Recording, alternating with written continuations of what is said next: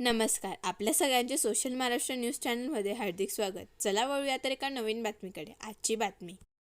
जवळपास 1 महिना होत असताना चिमठाणे रोडवरील गुरुदत्त पेट्रोल पंपावर झालेल्या आदिवासी तरुण विजय भीमराव भिल यास मारहाण करणाऱ्या हल्लेखोर आरोपींना अद्यापही अटक व कोणतीही कारवाई शिंदखेडा व शिरपूर पोलीस अधिकाऱ्यांकडून झाली नसल्याने भिल समाज विकास मंचचे अध्यक्ष दीपक अहिरे यांच्या नेतृत्वात तहसीलदार कार्यालयासमोर डब बजाव आंदोलन करण्यात आले. विविध पोलीस प्रशासन विरोधात घोषणाबाजी करण्यात आल्या. त्यानंतर तहसीलदार यांना निवेदन देण्यात आले. या ठिकाणी दीपकदादा अहिरे आदिवासी समाजाचे आमचे नेते यांनी अगोदरच जाहीर केलेली जर न्याय मिळाला नाही तर प्रसंगी आत्मदहनसुद्धा आंदोलन केलं जाईल. काय झालं आहे की ॲट्रॉसिटीसारखा गुन्हा जो भारतरत्न डॉक्टर बाबासाहेब आंबेडकरांनी संविधानामध्ये अनुसूचित जाती जमातीच्या लोकांना त्यांच्यावर अन्याय होऊ नये, त्यांना न्याय मिळावा म्हणून ते एक सुरक्षा कवच असताना असा गुन्हा दाखल असताना सुद्धा आरोपींना अटक केली जात नाही. कारण आरोपी हे सत्ताधारी पक्षाचे असल्यामुळे अटक केली जात नाही. हा आमच्या आदिवासी भिल्ल समाजावरती मोठा अन्याय आहे. आणि या तालुक्यामध्ये आदिवासी भिल्ल समाजाबरोबर कोळी समाज आहे, दलित समाज आहे, ओबीसी समाज आहे. हा मोठा समाज भविष्यामध्ये एकवटेल आणि मोठं आंदोलन उभं करेल जर न्याय मिळाला नाही. महिना पासून आम्ही पाठपुरावा करतोय पोलीस डिपार्टमेंटकडे. 13 मार्चची घटना आहे. गुरुदत्त पेट्रोल पंप चिमठाण्या रस्त्याला आहे, दलवाडा शिवारात.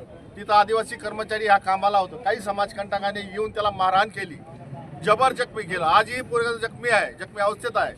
पोलीस डिपार्टमेंटला 14 तारखेला फिर्याद दाखल झालेली आहे. आम्ही पुरवणी जबाब अट्रॉसिटीचे 18 तारखेला झाले, 18 मार्चला. आज एप्रिल महिना आहे. आम्ही सतत 2दा SP साहेबकडे जाऊन आलो, पोलीस अधीक्षकाकडे.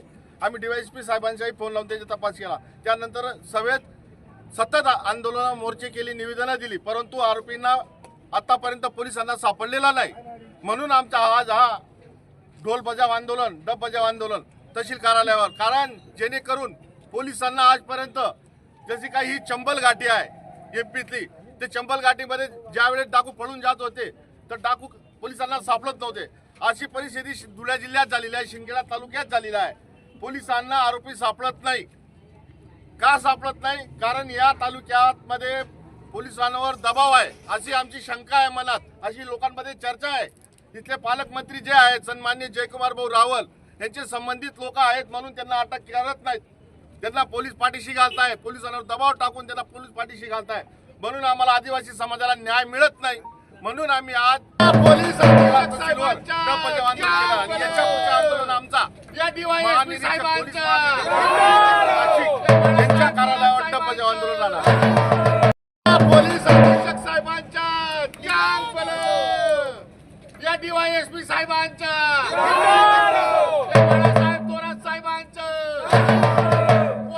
बातमी आवडल्यास चॅनलला लाईक व सबस्क्राईब करा व दररोज अशा नवनवीन बातम्या पाहण्यासाठी चॅनलला फॉलो करा. धन्यवाद.